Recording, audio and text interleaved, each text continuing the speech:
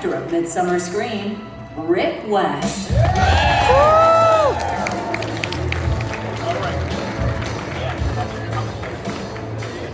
Hi, everybody.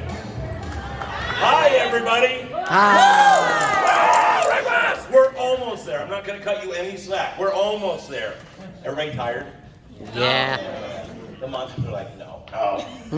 All right. Cool. You guys can want to scoot closer. You can.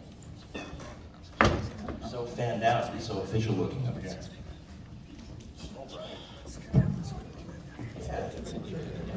Welcome to our campfire chat. This is blinding. It's like a train is about to hit us. Fantastic. So, any Halloween fans in the house? I think you're probably at the right place then. Good, welcome. So we're simply going to talk about a couple of the new haunts and some of the hot haunts that are coming to Southern California this Halloween season. Does that sound cool? Yeah! All right, so let's just dive right into it, shan't we? Let's see here. All right, so we have Fright Nights at AleSmith. And this is Chris Gulch. There we go. Now, Chris, go ahead and tell us what this year's event is all about. Okay, so this is actually our second year. Last year, Fright Nights, it was kind of something that got thrown together after COVID. The brewery wanted to do something, and it just morphed literally within like a 15-minute conversation. It went from just the decorations in the tasting room to we went out back and I saw this huge warehouse, and I'm like, well, what about this space? He's like, hey, we're down for anything. You tell us what you want to do. So we created a haunt. It went really well. We did 7 nights, and they signed us up for season 2 after the first night. They were just like, this was incredible. We had no idea we'd be this successful. And we did, so the second logo there is actually our daytime for the kids. So it's like a trick-or-treat trail. We've done it for a long time, even with the Haunted Lodge. You'd run the kids through the first couple hours before the actual haunt opens, and they could trick-or-treat without the monsters and any of the scary stuff. And we had like friendly like camp guides and camp counselors, things like that. So at Fright Nights, our theme, they have a beer called Evil Dead Red. And so we were looking at that and we're like, well, how do we, play off of that? And we came up with this whole backstory of Pa Zion is like, he raises like these dead scarecrows to harvest people he shoves them in the barrels, and it basically, brews and turns into the Evil Dead Red. And we have actually tasting stations in the maze for adults. They get to try stuff and they have no idea what they're trying. Wait, hang on. Say that again slowly. Because the people that are going to be excited about that need to hear it slowly. So yes, there is a alcoholic component to our maze. However, we tried to balance it, because I know a lot of people were kind of turned off by the Queen Mary doing like the hidden bars. And these guys actually wanted to do that at first, and we thought, I don't know if we like that. We kind of want to make it so that you don't have to do it. And you don't. So it's totally an optional thing. There's just some things that's completely immersive. And there's actually going to be a scene, I don't want to give too much away, but you'll actually be sitting down at a dinner table and doing kind of like a cheers, and there'll be some beer there. But we also make it for the kids. So if you're a designated driver, or you don't drink, or if you are under 21, it totally works the same way. And we know ahead of time so that they're not trying to force it. We do have bracelets on the younger kids, the adults will have bracelets, so we know who's been checked for IDs and all that. So we start at the back. We're basically going backwards, and the story goes from the brewery and the tasting room, and you're seeing the product, and now you're going, I wonder how they made this. And you explore going backwards. So you go through the process of bottling, where they actually brew and age the barrels, and then all the way back to the farmhouse. And that's where our scarecrows are lurking with chainsaws and all that fun stuff. So this year we're definitely amping it up. We're not giving away any of the secrets other than the table with the cheers. That is something new. Last year we just kind of had a bartender thrown in as like a mock tasting room, and they gave them whatever they had. And we had usually sours. So if you're not familiar with what a sour beer tastes like, you have no idea what you're drinking. And our actor is such a good ad-libber, Stephen Welty. He's just like, he was just going play off you. He'd hear your voice, he'd just think of something, and he'd just go off the rocker. Some of the stuff, we'll be putting clips up on our TikTok, but some of the stuff he did last year was great. And this year he'll have a better scene and get to interact with people a little bit more. So you're really excited. You're going to have these interactive alcohol components.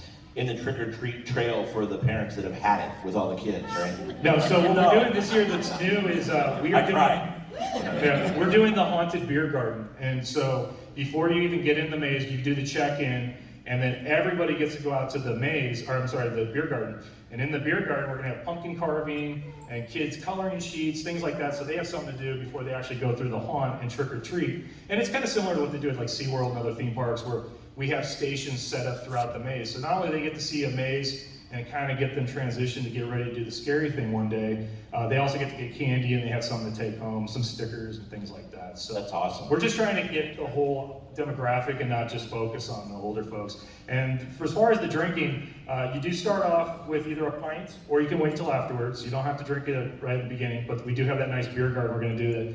It's gonna have like barrels, pumpkins, scarecrows, and we'll have a huge barn facade that you'll go through. And then once inside the maze, it actually starts off right away.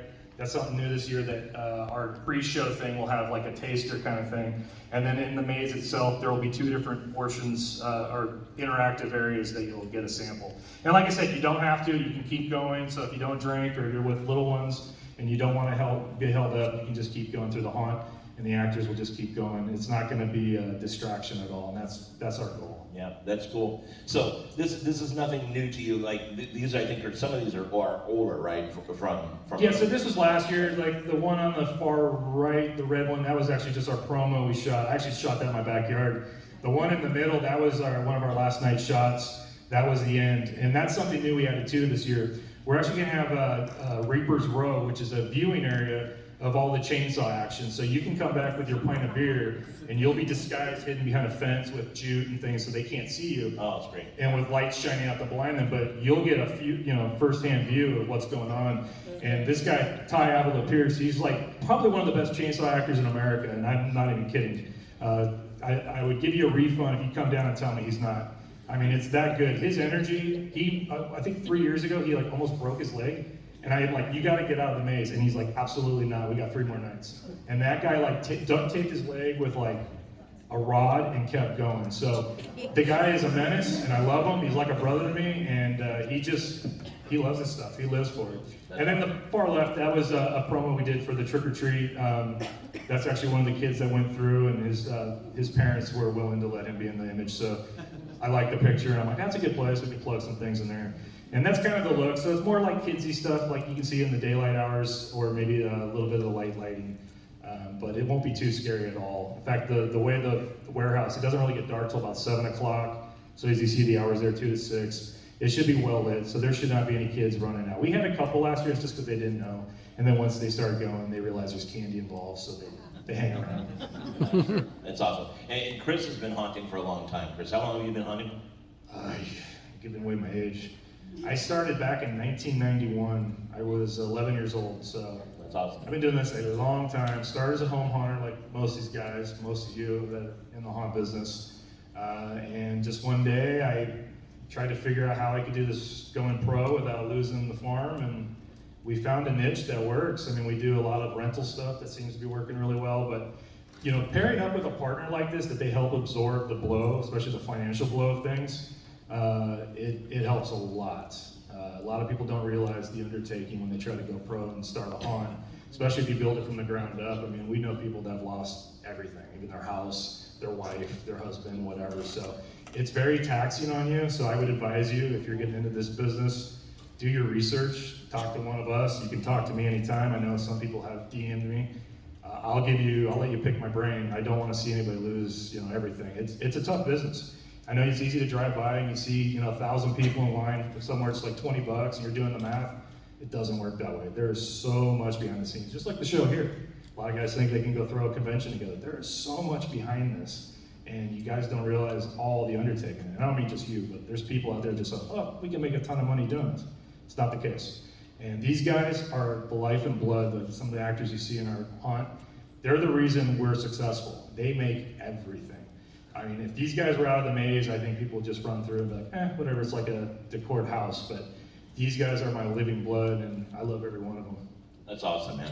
I think that's one of the things that's really cool about the haunt community, right? Is whether you're a haunt owner or a monster or just a hardcore fan, it's a family. Like Southern California, like especially Southern California more than really anywhere else, has that camaraderie and that family feeling. I think you guys have experienced it all here this weekend, right? You can feel it's the intangible, tangible something that's in the air that really makes Midsummer Scream, drugs please. It makes it special because you guys are all here. I mean, we could throw a show on here, you guys could throw up a haunt, but without the lifeblood coming, it's nothing. So it's family. That's what this community is, right? Then I like to always say this is our island of misfit toys. So we all fit in here, and this is great. You guys are in San Diego. We should point this out, right? Yes, so our haunt this year and last year was at AleSmith Brewery, which is up off of Miramar Road. Pretty easy to get to from the 805 and 15. If you're coming, I know a lot of you guys are from up here in the LA area. So if you come down south, it's accessible from 2 different freeways. And it's just a long industrial road right behind the base, the military base there where they shot Top Gun. So you'll see as you're coming down, it will be on the south side of the road. So. And I think the brewery's actually right where the museum is. There's actually like 5 retired aircraft. So you've hit it if you see that on the south side of the road. And are we discussing ticket sales or anything like that yet? You can. Okay. Well, wait. That's all right. We get to that next too. Yeah. So going back to tickets, we did launch tickets late last night to do like a soft opening. They went live today officially. Great. And right now we're actually running a promo on Instagram, and I'll probably share that on Facebook as well. But basically, if you go to our @ScareVentures Instagram page, we're doing a ticket giveaway for at least 1 4-pack and probably several 2-packs. So we'll just see how much that traction that turns up. But we'll definitely do a lot of giveaways to make it for something that if you attended here, so you guys kind of have first dibs, and I'll look at that after the presentation and see who got on there. But we want to get some tickets up to the LA area, get you guys to come down. Like I said, this is like an event, so it's not so much like I'm just driving to San Diego for like a 15-minute haunt. It won't be. This is actually probably last year the average. We talked to some people, did exit polling. I think the average person spent about 3 hours at the facility. So not quite theme park, but definitely ahead of going to just a standalone parking lot haunted house. And like I said, this year with the haunted beer garden, you're welcome to go back there afterwards. You can also go to the Reaper's Row. If you bring, I think they want to do where you have to buy a pint or have a pint or drink to go back there and enjoy that. But there will be definitely different things to do. And there's just the brewery itself. If you want to enjoy good beer, AleSmith is one of the top breweries in the world, really, of microcraft beer. So that's one of the reasons we teamed up with them. It was a great opportunity.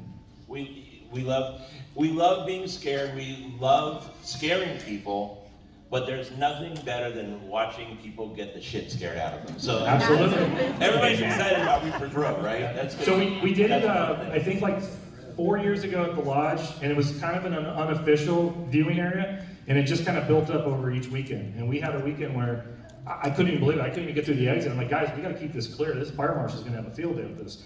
We probably had about 100 people hanging by, all videotaping, putting it on social media, and it was great. So that was kind of what inspired us, and the brewery was like, hey, how do we get people to watch that? A lot of people like that. Because unfortunately, we had some logistic problems. We had people passing. So the exit and entrance were at the same spot. This year, we fixed that, and it's all good. So, but people love hanging out and watching this, and they love people crying. Now, true story, I've never had this happen ever. We actually had one person soil themselves, number 2. And she was so embarrassed. You can applaud that. She was so embarrassed. Her husband decided to tell everybody, and I was like, you always hear about people saying they peed themselves, whatever. That was impressive, and we had to find out which actor did it, and of course it was our chainsaw guys. And she's like, I came here just for a beer. They talked me into doing a haunt. I had no idea what this was. I thought it was gonna be like people in sheets yelling boo. Well, you tell them that now you can have another beer because So she hung out, we took pictures, and we posted on Instagram. And I'm like, is that okay? And she's like, yeah, it's fine. I just threw my underwear away. I was like, okay. You want to know that kind of information. Yeah, it's a good time. Right. Let's talk about this. So some of you guys know, I know there's a couple cow hunters in here. Beth has been my best friend and my partner for, going on 10 years. Actually 10 years in this past June. And unfortunately, right before last Halloween, we found out she was diagnosed with stage 2 breast cancer. And it was pretty gut-wrenching. You know, as a kid, you know, I've been doing haunting so long, you start to forget like how old you're getting and the years passing by. And you know, she's actually a couple years older than me, so even then we're still like, we just didn't think this would ever happen to us. You never do. You always think it's older people you don't know, it's somebody else, it's never gonna happen to you. And when it happens to you, it's just, I mean, it is literally a gut punch. And so the brewery came to us and said, hey, you know, it's not too late, we can pull the plug, we totally understand. And it was Beth that was like, no way, we're going forward, this is a great opportunity for you. You know, I'm totally endorsing you doing this and going forward. So we went ahead and went forward, and it was very successful.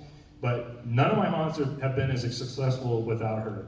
She is like our ultimate haunt mom. She's in charge of all the actors. She gets reached out to because I become a complete a-hole during building, and they know, who can I contact? Oh, just contact Beth. She is the yin to my yang, so if it's ever they need to deal with somebody that has a calm manner, even in the stressful moments, 2 minutes before opening, they'll call her. She has everything under control. Even when she was sick, she was still going through this. Unfortunately, we couldn't do the Christmas show. We had an awesome Nightmare Before Christmas haunt all planned out, and it just got too much because chemo started, and it was just like we knew we couldn't do it. So, you know, hopefully we'll get to bring that back again in the future because we had a lot of cool things planned for you guys. So we'll talk to Rick about that and David and see, you know, what's coming up on the schedule. But we definitely want to bring that back and hopefully return to the Hall of Shadows as well. That's something that some of you may remember we've done in the last few years. We did a Fisherman one a few years back, and then we did the like Thunder Mountain Old West Saloon kind of thing. And I think we did one other, but it's always been a fun experience. And if you get the chance, I would definitely recommend doing it. But it definitely requires a good partner, and Beth is that person. Like, I couldn't be where I'm at right now without her. She has been my rock, and she's gotten me through the darkest times, so I can only do the same for her. And we're hopefully getting there. She has had it removed. She went through chemo. We still have some treatments, what they call, I don't know, preventative, trying to make sure they got everything. And then we'll find out, I think February. Hopefully everything is clear and she got a clear bill of health. So we started this thing last year, Team Bethy Boo. One of our friends came up with the Boo spelling based on like New Orleans. She'd seen a ghost and was like, that's so cool, like I love that Boo. And so we decided to spell our name that way. So I know some people say box or they can't figure out what it is, but we came up with that slogan and the ribbon with my skull and kind of made it nightmarish looking, so it kind of matches our theme that we did. And we did a night at the brewery, which was really cool that they all recognized her, and we sold some shirts. We have a few left, but we're just trying to like recognize her because, like I said, all my guys, all my monsters, they love her to death, and that is our haunt mom. Let's show some love for Beth. She's right here.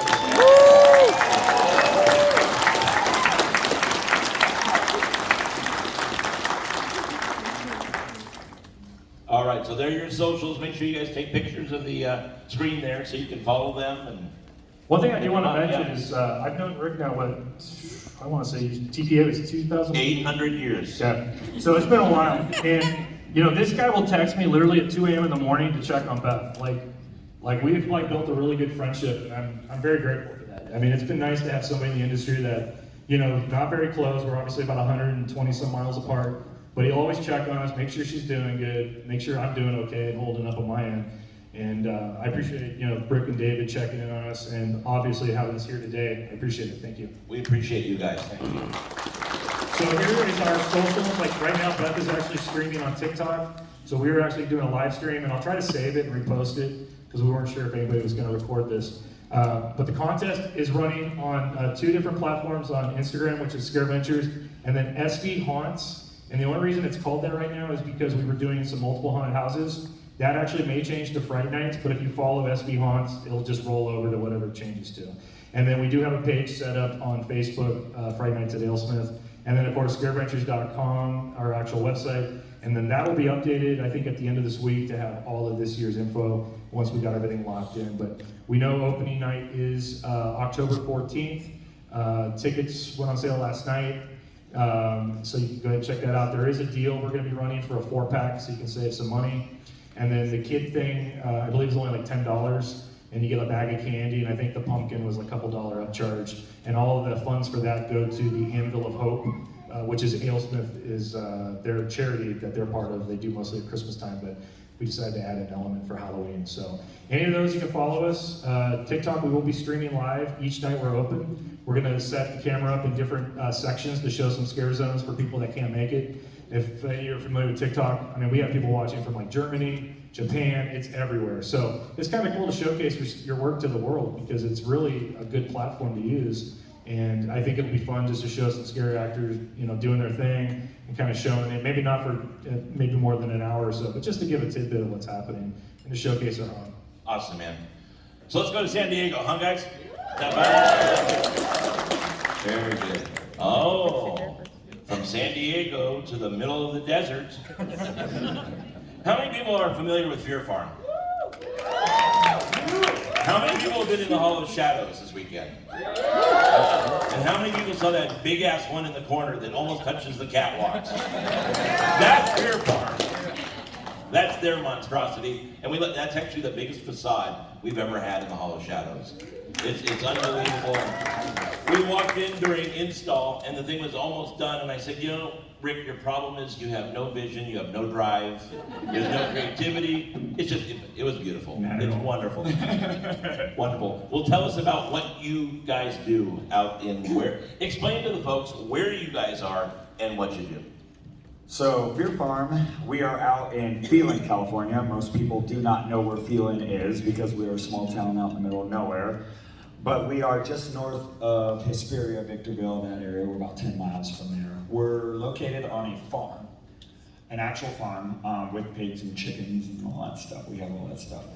And this is a passion project that basically turned into a major operation. We employ over 50 people for this. We do food, we have multiple haunted houses, we have a full bar, we have a store, we have all that stuff. So, our attractions include, we have our main house, which is a Victorian mansion classic haunted house. So that's like the love, that's what got us into it. So we do that, and it's a big black house. It's 33 feet tall, it's a monster, and that's kind of our centerpiece of the whole thing. And then we also, this year, the Hall of Shadows haunt, we've decided we're going to turn that into a full-blown maze too. Great. So that's going to be added to it as well. We also have a ghost town and our haunted hayride as well. So we're very spread out. We got a lot going on, and it takes a team. And like he said before, our actors and all of our people, that's what really makes it. That's what it's about. It's about our family, our core people. We have our core, like 20 people that come back every year. Some of them have been with us for 12, 15 years. We've lost count at this point because they've been with us for so long and everything. That's kind of the heart and soul of Fear Farm. Fear Farm is a passion project, and I really mean that. It really is. We don't really do this for financial gain or any of that stuff. It's all about the love of Halloween and what we do. Yeah. That's great. So how long have you been doing Fear Farm, and what really what was the spark that you're like, we're going to do this thing out here? So Fear Farm itself is about 13 years old at this point. I've been doing haunted houses and putting them on since I was 6. So this year is actually my 25th haunt season doing one. So pretty crazy. So you better believe we're going to go all out and really bring it this Oh, I believe you go all out. No problem. At season screenings last year in the Hall of Yuletide Spirits, they had the gingerbread house, if you guys remember that, which was fantastic, right? So this is some of your scenic work, which is really, really good. Oh, thank you so much. We take every room by room, and we just try to make it as best we can, and try to, of course, we got to keep things safe and everything and up to code and all that stuff. We go by the book, but we really focus on the small things. We do it in square inches, not square feet, square inches. It's like, okay, even little, there's a dread of paint on the wall or something. It's does it need more or something? It's something that, most people will just walk right by and not even notice, but to us, it's a big, big deal. Are haunters obsessive? A little bit, just a little bit. Yeah, no, we totally get that. Yeah, that's great. And everything's big. You have how big is the property that you got? The haunted house, the haunt area is 2.5 acres of property. So The hayride is about a half mile long, and it zigzags through all kinds of stuff. We have a little woods area on our property and everything, so it's actually outside. I mean, it's going to feel like you're on a farm. It's not, you know. So that's really important to us is the real aesthetic of things. We want you to actually like make it. We want it to feel believable. Yeah. You know, really believable. And most of our sets, you know, you're going to go by real farm animals, and you're going to see things like that. You know, just because like they're our babies. You know, we love animals. You know, but they're kind of part of the attraction in a weird way, you know. It's like, you know, the smells and everything else. Like, Yeah, the smells are weird. Yeah, the smells are weird, but it actually does add to the whole ambiance of what we're doing, for sure. I think that's awesome because, you know, here obviously in Southern California, not a whole lot of like legit hay rides that are out in the middle of nowhere. You leave California and you find them across the United States. But, you know, a lot of people are so focused on living in SoCal or up in the Bay Area or whatever, you kind of forget that like between that and further out, there's a whole lot of space that's not utilized in California. And so knowing that just, you know, a short drive away, we have a really cool, legit hayride to enjoy. I'm looking forward to it this Halloween. We're going to come.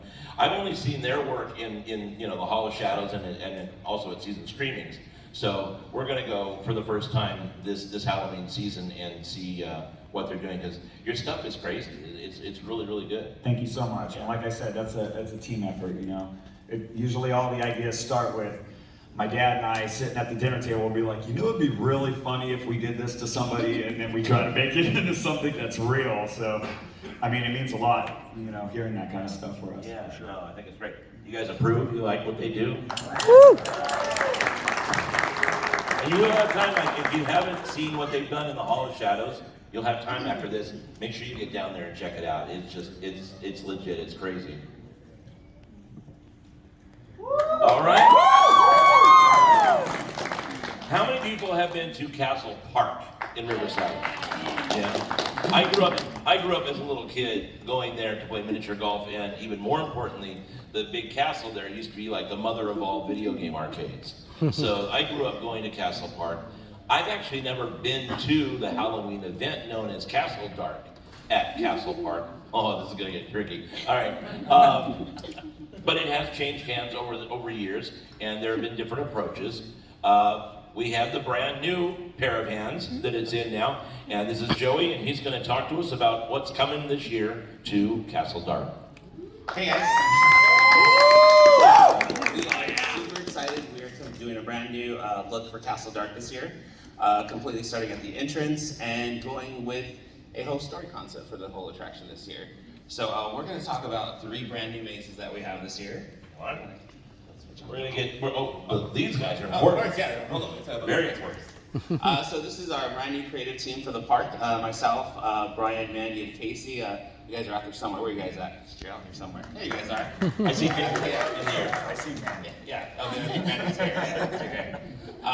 But yeah, these guys are doing all the day-to-day heavy lifting for me because there is a lot going on. We are coming up close to opening soon, so we are very excited to be working together.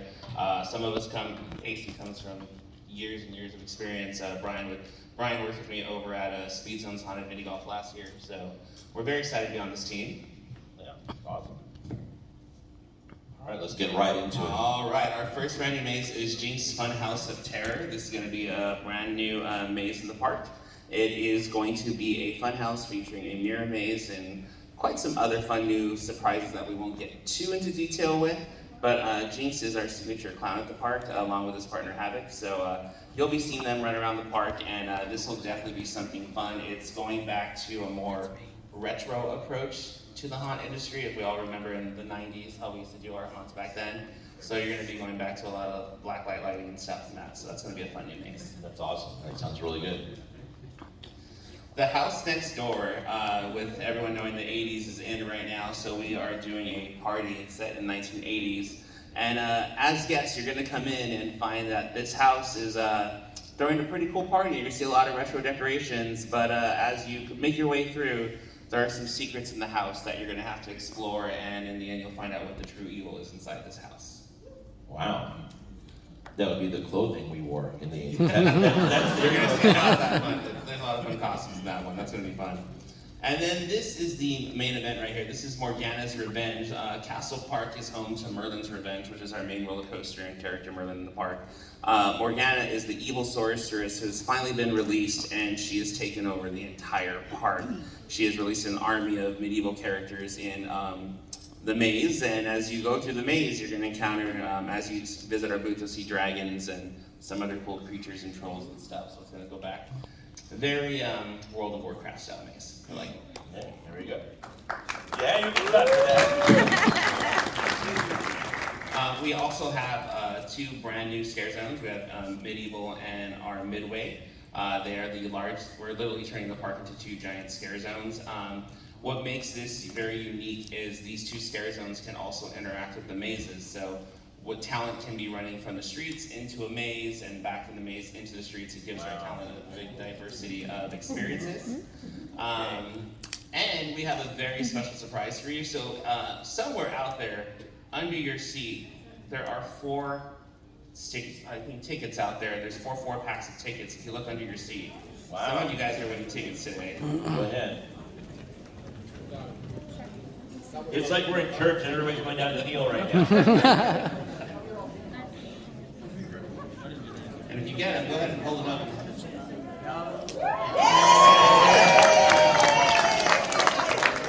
There you go. Very nice. Oh, when the lights turn on, that means there might be more still out there somewhere. Wow. Yeah. Way to destroy the room, Joey. That's great. So we're going to be opening on September 23rd. We'll be running Fridays, Saturdays, and Sundays. If you stop by our booth in the exhibit hall 647, we're giving out promo codes right now for half off. Nice. And the ticket does include access to all three mazes, 2 scare zones, and 27 attractions inside the park, and mini golf as well. Wow. All right. Who's going to go to Castle Dark this year? Who's scaring at Castle Dark this year? Jinx is actually right there, so there he is. There he is.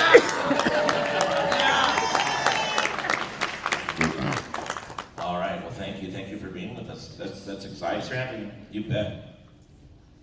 All right, Bones Gulch. We're gonna go through an English lesson here because this is tricky. There's an apostrophe after that S, so it's not Bones Gulch, it's Bones' Gulch. Say it with me. Bones' Gulch. So now you gotta correct everybody you know when they say Bones Gulch. No, it's Bones' Gulch. That's right. Mr. Tim, how are you, brother? Sir, how you doing? All right, let's talk about it. Let's see what you guys, you're showing us a picture of your wood. That's fantastic. Everybody here has already seen many pictures of Tim's wood, so this is great. What the hell are you people doing up there at Castaic these days? The three of us, Scott Sibley, Greg Packard, and I, 3 homeowners, are coming together, partnering with the museum for the sheriff's department and doing a charity hunt. So let's back this up for a second. You do also The farm hunt. the farm hunt. Is Scott here?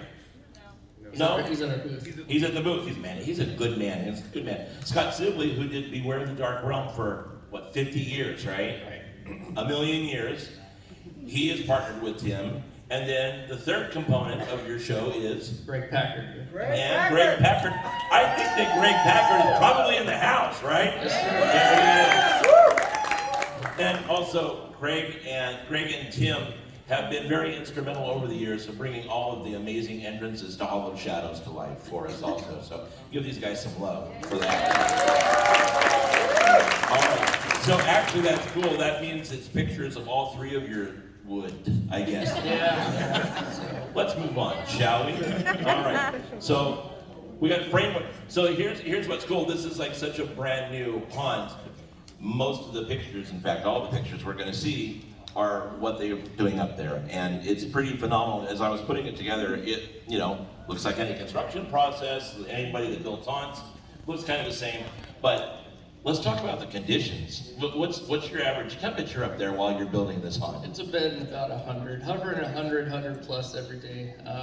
So all of us, Greg and I work. Scott's got, we work on the weekend, so we show up at 7 a.m. About 1 o'clock. It's too hot, and we got gotta leave. So this is, our first build day was May 21st.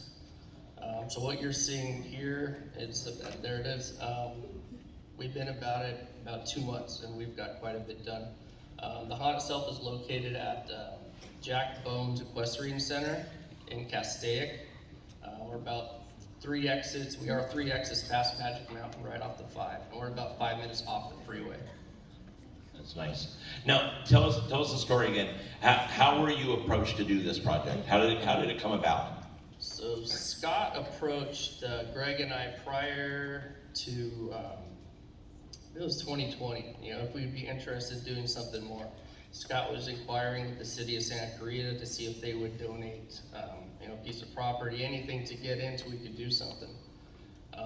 And on Halloween of 2021, Scott was approached by the sheriff's department, the gentleman that runs the museum. They were impressed by his haunt and said, would you be interested in doing something more? We have this event space up in Castaic, and that's where it started. That's pretty remarkable, because I mean, anybody that works in haunt stuff will tell you, finding a location is a freaking nightmare usually, unless you own a farm. But finding, especially in Southern California, finding a space to do a haunt, especially if you want to expand and make it like a big dealio, that's just that's a cherry situation. It's really been a great partner because they've been really awesome to deal with. We showed them what we wanted to build. They're like, go for it. They're taking care of all the operations, as in the logistics of parking and insurance and fire and all that stuff, because it's on their, it's at Purchase Detention Center, so it's right outside the jail, so it's on sheriff property. It's a big, it has already a little ghost town there where they hold their chili cook-off, so we have a scare zone already built in. It has a stage, so it has, we're building the haunt, and it's been a blast. I mean, time's ticking away, so obviously we're getting a little nervous. So I want to send you these pictures and show, this is what we got, and we've been, we're cranking on it. So yeah, it's pretty awesome. Yeah, that's your first day of build right there. You wrote that. I wrote that on top of the wall. I was up on the ladder. That's awesome. It's always up on top of the ladder. And he's always in the camera too. Yeah, for sure. Greg is somewhere sweating his ass off, and Tim's doing selfies. It's great, awesome. And so, fortunately, we've had every weekend we got people up there helping us get this together. This is completely volunteer, all of our time. And we're doing this because we love it, and we're raising money for the Sheriff's Museum. That's awesome. I love that middle picture. What's going on there? The one in the center? Yeah. That's Greg showing my boy Leo. We're drilling holes, setting. That was our first day of building. So my son's up there pretty much every weekend helping out as he can. I love that because you're looking literally right at the next generation of haunter right there. Yeah.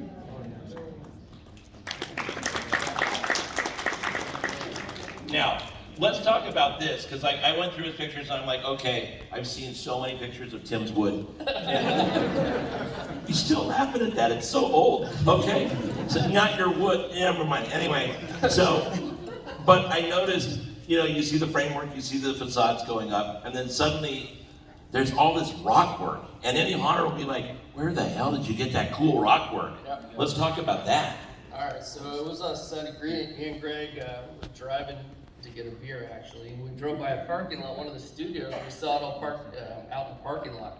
So we pulled in, security guard said, yeah, come back tomorrow. And long story short, we just went in and asked, what are you doing with it? They called, I think it was CBS, this is from Star Trek. And they said, if you guys can take it, it's gonna save us the money from throwing it in the trash. So many truckloads of giant foam, sketchy truckloads. People were looking at us, so it was hanging out the back. Some of those pieces were as big as a car, but it was all donated to us. That's pretty amazing. I mean, everything for this haunt, it seems like everything is like literally falling into place, right? Yeah, we just had a few more months, if we could find that. But we'll get it done. This is great. Well, if you want to get people out of the jail, you could have extra hands, helping you. This is the sheriff's department. You're gonna have a good security team too, so you're pretty set. And And make sure to get the pictures of that social up there, you guys. Where you can follow them. And ticket sales went live yesterday. And so if you come by our booth, we do have a promo code for $5 off through Eventbrite. And we're going to be open 6 nights every Saturday in October and the last Sunday. And October 30th, we also are doing a daytime kid-friendly event for 1 day. Oh, that's awesome. That's really cool. Nice. Okay, so let's just get into general questions and just some general discussion. When did you guys realize that, like everybody here, you were in love with Halloween and everything spooky? I will say it's because my mom's birthday is the day before Halloween, so rest in peace. We grew up in our family watching scary films, and unfortunately I was forced to watch them. And No, fortunately you were, because now you're here doing this. And so I officially fell in love with it. I remember exactly, it was 1997, and my uncle and dad forced me to go to Knott's Scary Farm for the first time. And I was terrified, and I fell in love. You just made me feel really freaking old, man. And at that time is when my family decided they were going to start doing home haunting. And we started our home haunt, and ever since then, no matter where I go, each park, it ends up somehow being Halloween. So That's awesome. Yeah. Love that. Rick, how about you? Man, my aunt and uncle used to do they used to do the porch. Just, basic stuff. Just tarp, strobe light, a couple tombstones, and my uncle would dress up as a monkey in like fighter pilot gear. As he had you a do. horn. And he had this air horn, a truck air horn, and I just remember being really, really young and watching just people just booking it down the street from this guy, with the air horn. And I'm like, okay, I need to figure out what the mechanics of this, at a young age. And that was basically what, that's how I fell in love. No, that's great. Yeah, that's cool. Yeah. My mom took me to Scary Farm when I think I was 10. And she was at the first one. I think she's been to most of them since. But, growing up, we did Knott's, and my dad, started home haunting. I guess he didn't even know it was home haunting at the time. We were decorating Halloween, but my dad built this, coffins and guillotines, and, ever since, it's... Yeah, that's cool. Yeah, Chris? I'm hearing a common theme of matriarchs, because I'm right there with you guys. I think I came out of the womb and said, pumpkin! And ever since then, Halloween was always like, holidays in general were big in my family. My grandparents, both my grandmothers and my mom. So I was immersed in Hallmark and anything else that came from the 80s, all that good stuff, and the little ceramics. So holidays were big, and then I think I went to like a high school haunt, and that kind of gave me like, oh, this is kind of crazy. Like, I didn't know people did this. And then in 1990, I went to the Wild Animal Park down in San Diego, and they did a really awful thing, but it was a thing. So I was like, okay, let's go. We didn't know. We got all excited, and it was just a letdown. It wasn't awful. It was just a letdown. They described it as something more than what it was, but I'm like, what can I do with this and make it better? And that's really how we started.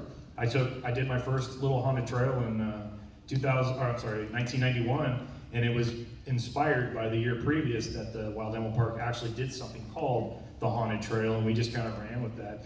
And then in, I don't know, I want to say like maybe early 2000s, I joined Cal Haunts and picked up some traits.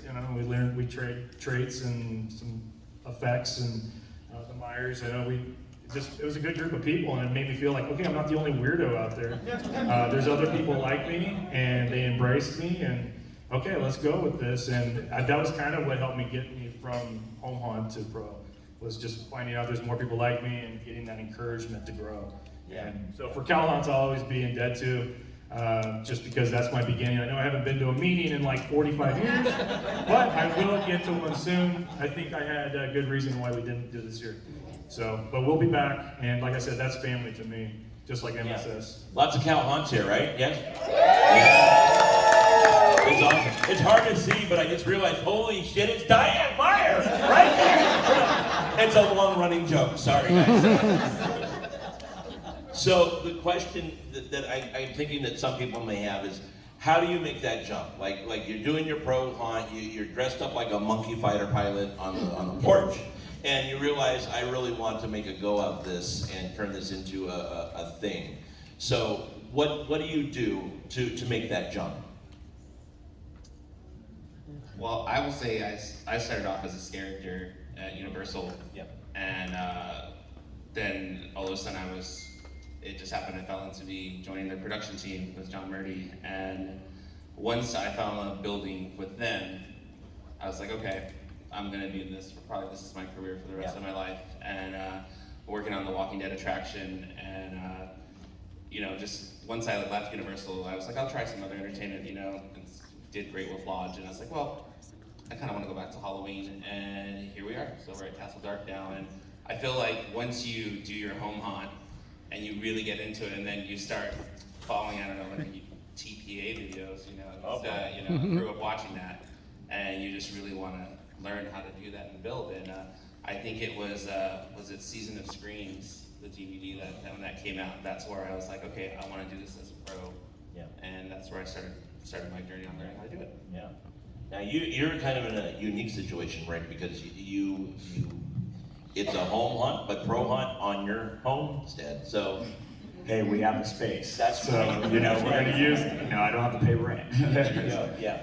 But honestly, what got us to that point was, we were doing it, and it was, we were just taking donations and stuff, and one night 4,000 people showed up, and we kind of all looked at each other and were like, yeah, I think we need to, try to see where we can go with this, and it became a pro hunt accidentally. It went from a passion to a pro hunt, and then we basically were just trying to do all the research we can, trying to figure out permits and, what does the fire department want from us and all that other stuff and all those steps. How do we make things safer so it's better for the general public to come through? And a lot of learning curve from, we went to YouTube University and a lot of that going on. And then, it just kind of shaped up. It kind of all fell together. Yeah.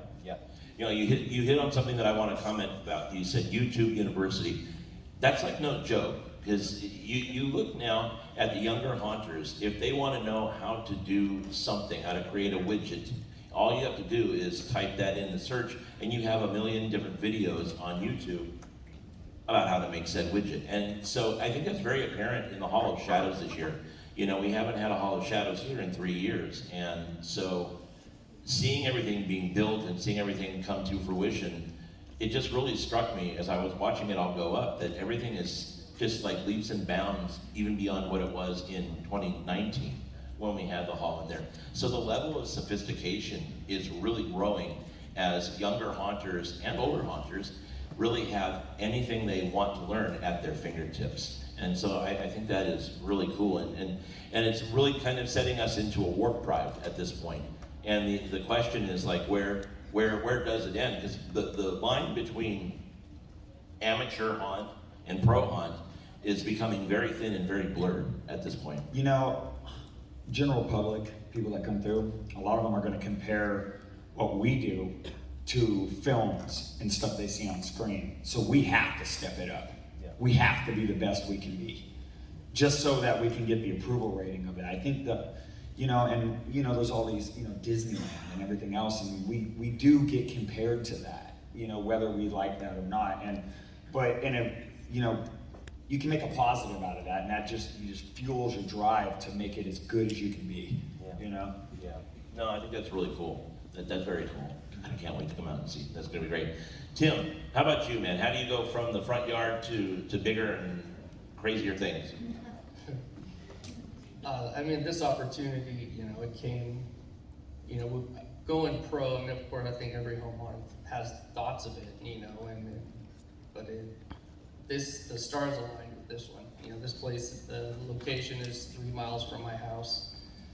Scott's close. Greg makes the trek out every weekend, and we all get along. And we have a good partner with the LA the Sheriff's Department Museum, and they're giving us a great opportunity. Financially, if we were, to do this on our own, it probably would never happen. Yeah, totally hear that. Again, what a blessing, right, for you guys. It's pretty crazy. Every time we're up there, I'm like, wow, this is a big. It's not my garage and front yard anymore. Yeah, that's really cool, man. Chris? Well, I'll be like blunt. In 2009, when I went pro, I had a really good job with the Pepsi bottling group, and I'll never forget meeting with HR and making that jump because they're like, "There's no way you can do both. It sounds like you're going to be overwhelmed." And the hours that I had to, apply to Pepsi, it just wasn't going to work out. So I'll never forget walking out with that severance check, just looking at it and going, "Well, this is it. There's no going back." And I haven't gone back, and I've made it work. There's been rough years, but there's been some really good years. And that's why I was saying earlier, if you're gonna make that jump, do your research, pick somebody's brain. Like the guys are saying, work for somebody else first, learn something. I know some places don't like that because they're gonna give away their tips and tricks and things like that. And there are some guys that don't like that, but there are some that'll encourage you to grow. I would encourage some people to avoid going pro just because of the scary risk. But if you've done your proper research, you can make it work. There's still niches out there to be found. I mean, it's happening every year. Look what 17th Door did. They came out of nowhere and created something nobody else was doing, and it worked. The first year, they were like slammed every night. So it happens. There is a chance to make it. You just have to find that niche. You have to market. A lot of people don't save any money for marketing, and that's a huge thing. They get built, they have this beautiful attraction, have great actors, but no marketing, and nobody knows where you are. And you cannot be just laid up against a freeway and think, oh, 20,000 people are coming here. Nope, they'll just drive right by and they'll go to what they know by name brand, not Scary Farm or Universal Horror Nights. That's just the way it works, and we've had to deal with that. SeaWorld went through that last year. They thought it was a theme park, they could just open. We'd gone a couple nights, there was literally, I could have counted the people that were in the park. It was rough. And they're only coming back, I think, because they had spent the money and made it like a multi-year deal to make it happen. So you have to market. For us, we had to do it. You had to spend the money to do it. Yeah. Well, I'm really excited to see what you guys are doing this year. It's going to be fantastic. And I'm sure that you guys are looking to do different haunts. Make sure to visit the SoCal Haunt List when that goes live this year. That is an invaluable tool. And it's very easy to kind of see what dates the haunts are going to be and where they're at, and kind of plot and plan, and plan your haunt hopping.